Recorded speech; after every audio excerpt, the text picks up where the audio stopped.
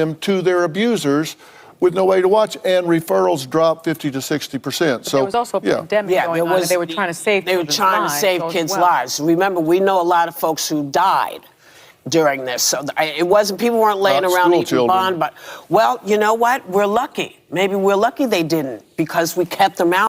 No, actually, we weren't lucky. We knew as early as April 2020 that this was not really going to affect children. In fact, a lot of people forget now that we knew relatively early on that none of this was going to be as bad as they had originally predicted, and thank God for that. And yet we continued to barrel through as if we never learned any new information about who was actually at risk due to COVID.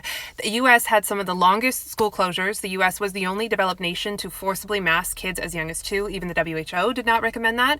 In addition, there was a 2021 Kaiser Family Foundation study that looked at 11 wealthy peer nations, and what it found was that Sweden, which we know didn't lock down, kids under 16 continued to go to school, Sweden had 0 excess mortality. Now, that doesn't mean that no one in Sweden died due to complications of COVID, but what it does mean is that when they look at excess mortality, they compare mortality from all causes prior to the pandemic and compare that to mortality from all causes during the pandemic. So, for instance, if a nation has 1 million deaths per year prior to 2020 and then 1.3 million deaths during 2020, excess mortality is 30%. Sweden had 0. The U.S., meanwhile, had the highest excess mortality of all 11 nations. So we knew at the time that what we were doing was wrong, and yet we continued to ask kids to sacrifice for adults.